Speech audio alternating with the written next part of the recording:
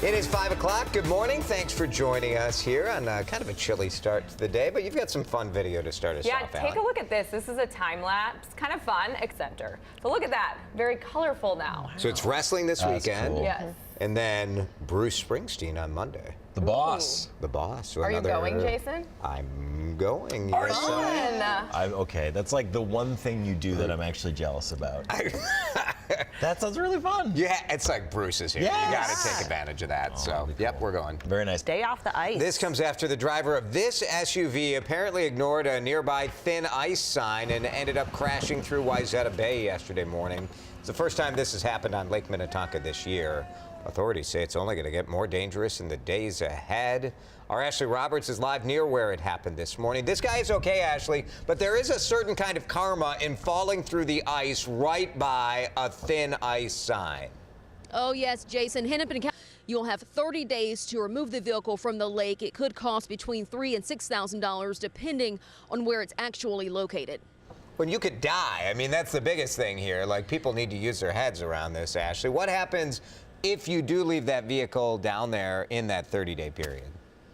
President Barack Obama may be considering Nevada's governor as one of several potential nominees to the Supreme Court. Brian Sandoval is a Republican and a former federal judge who supports abortion rights, and that would be seen as an attempt to convince the Senate to take action on the pick.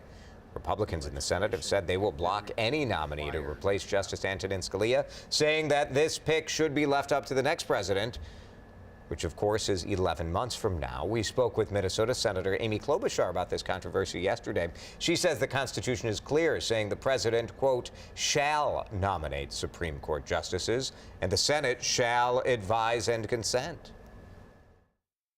Senator Klobuchar says you have to go back to the Civil War to find a time when a Supreme Court seat took a year to fill. How cool would that be to be driving down 94 and see something like that? See that right off the highway. Beautiful. It'd be a huge, huge positive change for that neighborhood, which is pretty much strip malls and parking lots right now. It would be. Something positive and inspirational out of St. Paul's Central High School. The students hosted the first ever Black History Month showcase last night.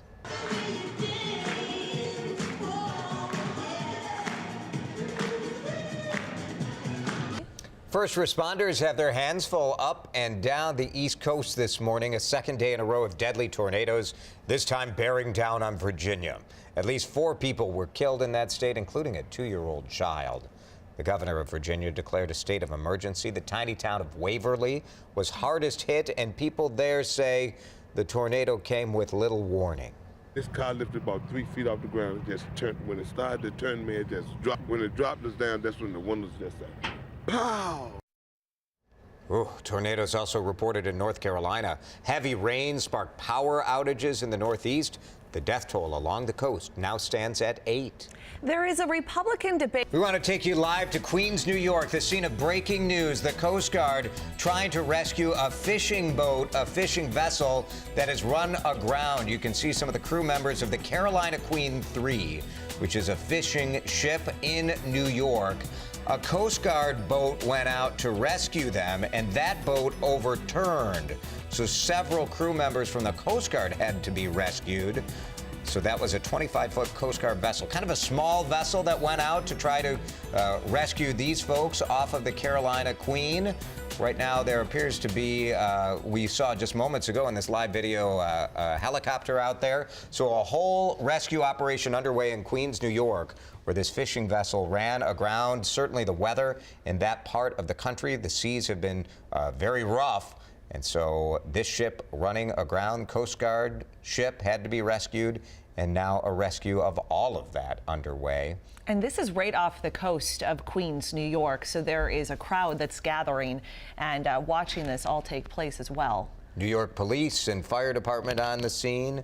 There are 7 additional fishing boat crew members out there. They are all okay, and you can see them right here in this video. Everyone is all right, but certainly a scary situation in Queens, New York. Breaking news, our CBS affiliate in New York covering this story. And as they widen out, you get a little sense for what all is going on out there, and you can see the chop of the sea there as they try to, looks like they're lowering a rescue bucket right now to try to get those fishing crew members off of the boat to try to get them to safety.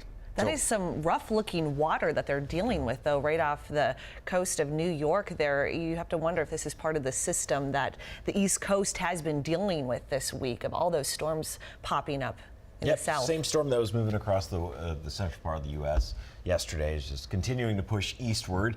So we're seeing that wild weather across much. It is 6 o'clock on this Thursday morning, and we want to get you right to some breaking news in New York City. A dramatic rescue underway. A Coast Guard vessel overturned off the coast of New York while it was trying to help a fishing boat that got stuck. So two things going down here. First, those 5 Coast Guard members, they were dumped into the water when their vessel overturned. They all safely made it to shore. They swam in. Then you got the fishing vessel that is stuck out there. 7 crew members in really rough seas.